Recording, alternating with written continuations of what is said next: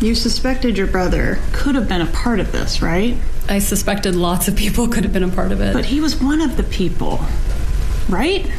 While I was talking with law enforcement for 6 hours, terrified out of my mind, I offered them every possible idea I could come up with. Right. And one of the possible ideas was that your brother could have murdered your child's father. I didn't really believe that was possible.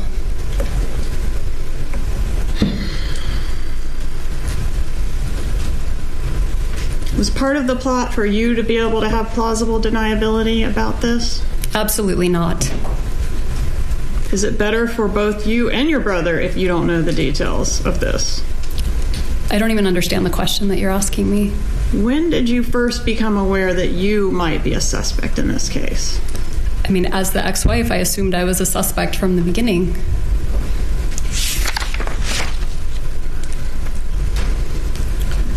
What was your first thought when you were asked if anyone might have murdered Dan Markell for your benefit?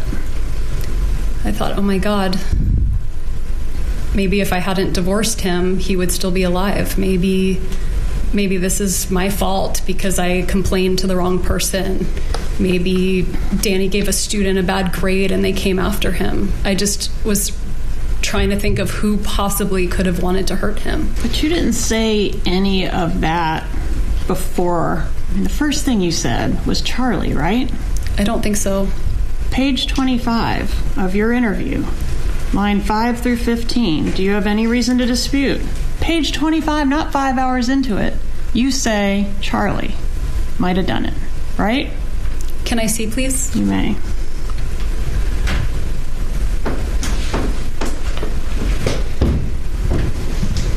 This is going to be tab 1, page 25.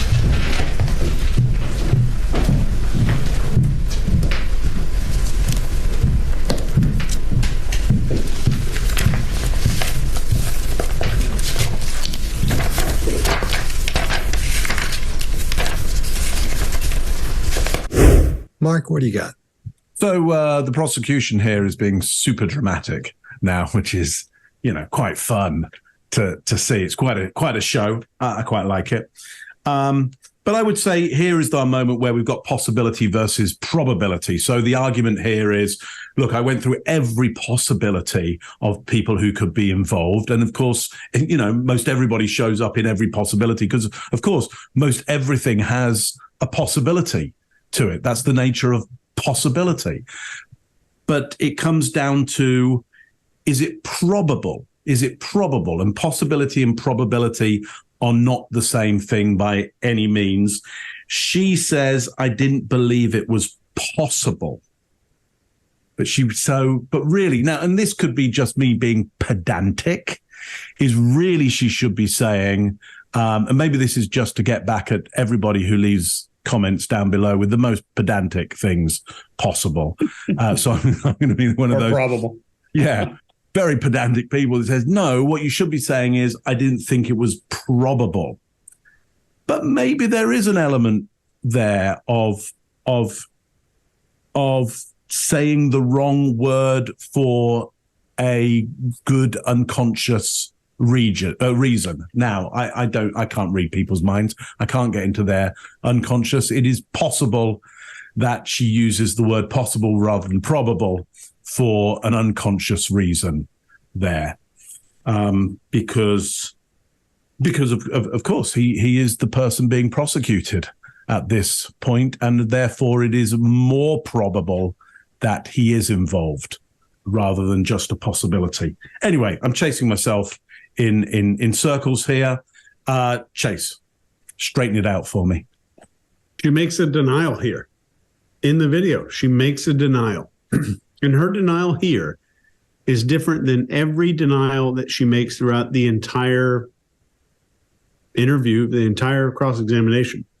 The volume of her voice, the latency, which means the time between the end of a question and the beginning of an answer. The latency is different. Her saying the word absolutely. Scott's going to get all over that and probably tell you more about it than I know. There's a nod and a shake of the head at the same time. We've never seen her do this up to this point. There's a very strong deviation from her baseline, a nod and a shake. She's every time just affirming something, she's nodding very clearly and she shakes her head very clearly. She does both in this tiny little movement here at the same time. Then her eyes are widening for this as well. All about a baseline, and it's all inside of a cluster of behaviors that we typically see with a person who is being potentially deceptive there. And this is where the acting, I think, starts. You can see this marked difference in her behaviors from all the previous videos. And I don't think this is because this is the first time being deceptive. This is the first time she's having to directly address something in contrast to the sea of ambiguity that she's kind of been able to swim in up until this point.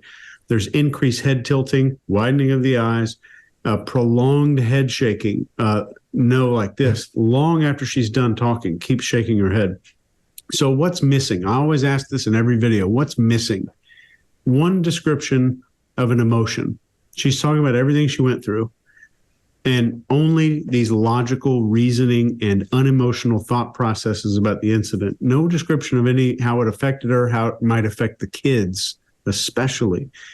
And when the prosecutor goes to show her the binder of documents, I want you to pay very, very close attention to this. I want you to see this because it's going to really be very dramatic for you when you see it. Watch Wendy's absolute desperation to make eye contact with this prosecutor as she's moving to get these papers. The moment the prosecutor grabs the binder and then faces her, Wendy's head tilts a little bit. She blinks a few times and instantly shows grief on her face the moment the prosecutor makes eye contact with her. And you'll see it when the video plays back up here. It's incredible. Scott, what do you think? All right. You're right. Yeah, the attorney asks, was part of the plot for you to be able to have plausible deniability about this? Big mouthful. And Wendy says, absolutely not. Quite often we've heard on this, if you're a subscriber, if not, please subscribe. You've heard us talk about when people say the word absolutely. And most of the time when they say absolutely, they're not being honest. I'm not saying she's not being honest. I'm not saying she's telling the truth. I'm just pointing that out to you. But what we should be seeing here is a solid head nod illustrating confirmation as she says, no, absolutely not. But like Chase was just saying, and I defend this every time this comes up, and I always say when they're shaking their head, yes, they're illustrating on the specific words that their brain is trying to make important. In other words, for you to see and for you to understand. Then here we're not seeing that. She's saying yes, and no, it's not even circular. It's really odd. I agree with the Chase. I haven't seen somebody pull this one off like that because I think in her mind, I think it's hitting her that she's saying yes, but she should be saying no, not totally in the frontal cortex, but I mean, somewhere in there, she knows she should be saying no, but she's saying yes, and she's fighting that. So she knows something's wrong. So that odd head bobble there, everyone watching this, all the panelists who watch this for a long time will go, why does that make me feel weird? That makes you feel weird because your brain says, I'm seeing something there and something's not right. I don't know what it is yet, but something's odd and something's not right here. Now that behavior puts me on alert from that moment on. Then the attorney asks, is it better for both you and your brother, if you don't know the details, keep an eye on her nostrils there. The all this flaring that we've seen up to this point, it disappears. It subsides. And she's, for some reason, starting to shut down a little bit. So she's not even thinking about adapting at that point. So I think there's something up here. And then Wendy says, or Wendy should exhibit behavior that would indicate she's a bit angry. And she tries to do that. She tries to make it look like she's angry, but we're not seeing anger there. When you see somebody who's angry and their eyes are all squinted and all that, hers are wide open. But when let's go to the squinted eyes part. When somebody gets angry and they squint their eyes and look at you, they're not angry if their eyes are just squinted. If they're squinted and you see that inside part of the eyes there open up like they're like a psychopath or something, they're mad because they're squinting as their eyes are trying to stay open because their brain's saying, we may have to go at this person. We may be fighting here in just a minute because they're getting mad and their eyes will do that. So we're not seeing that here. What we're seeing here is not anger. We're seeing fear. This put fear in her. Her mouth is open. Her eyes are wide open. So when we should be seeing anger, she's trying to give the impression she's angry. That's not what it is. It's fear. So I'm under the impression, I could be wrong, probably am, she knows more than she's saying. And I think we should pay attention to that, because from now on, we're going to see a couple of other indications of fear here, because that's not anger. We're seeing fear. Greg, what do you got? Well, she starts off with some nervous laughter, which we always say is a great indicator that something is mismatched. When a person is laughing with nervous energy at the beginning of this, and then she moves to absolutely not. And that's the first time, again, we've heard absolutely, first time we've heard an emphatic declaration. Also, her body language shifts when she does that. You're saying it. She tries to do anger. I see a little disgust at the same time she's trying to do anger. And then she turtles. If you look at her head here and go back to the very first video, you'll see her head is lower than it was in relation to that backboard. Always a good place to have a measure.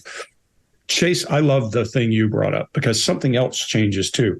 When she makes that hard eye lock with her and trying to get her attention, and right after that grief, what happens immediately is her eyes go away from her and to that document, almost like it's now the threat, because she has said something that they can counter, and it's in writing. There's a transcript. This is an interesting change for her. And we can see, because watch those swallows and all those tense muscles in her neck and throat. You can see it, and watch her following that around. I think she's thinking at that point, I think I remember, but I want to be sure. Now you got a threat. I'm bringing it out, and I'm bringing it out to show you exactly what you said. That's a whole lot of pond water if you're wrong, and we'll see how that goes. I struggle every time we film a video trying to mimic the behaviors that y'all are talking about, and then trying to cover up the fact that I just tried to mimic behavior. I do them sometimes intentionally, just because muscles, It's kinda cool. Like when Scott was talking about the nostril flaring, I was like, don't do it. Don't do it. Don't. One of those tape replays. You suspected your brother could have been a part of this, right? I suspected lots of people could have been a part of it. But he was one of the people, right? While I was talking with law enforcement for 6 hours, terrified out of my mind, I offered them every possible idea I could come up with. Right. And one of the possible ideas was that your brother could have murdered your child's father. I didn't really believe that was possible.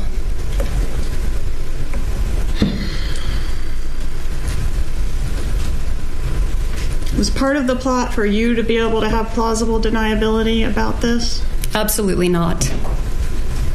Is it better for both you and your brother if you don't know the details of this? I don't even understand the question that you're asking me. When did you first become aware that you might be a suspect in this case? I mean, as the ex-wife, I assumed I was a suspect from the beginning.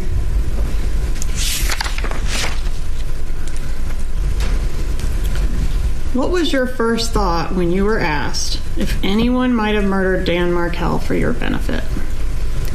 I thought, oh my God, maybe if I hadn't divorced him, he would still be alive. Maybe this is my fault because I complained to the wrong person. Maybe Danny gave a student a bad grade and they came after him. I just was trying to think of who possibly could have wanted to hurt him. But you didn't say any of that before. I mean, the first thing you said was Charlie, right? I don't think so. Page 25 of your interview, line 5 through 15. Do you have any reason to dispute? Page 25, not 5 hours into it. You say Charlie might have done it, right? Can I see, please? You may.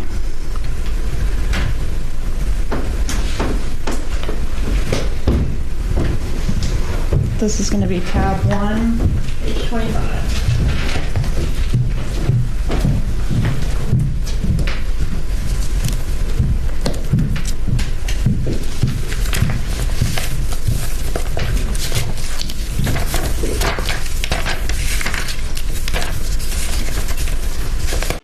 If you like this video, get the full body language breakdown and analysis on our main channel by clicking this video right here.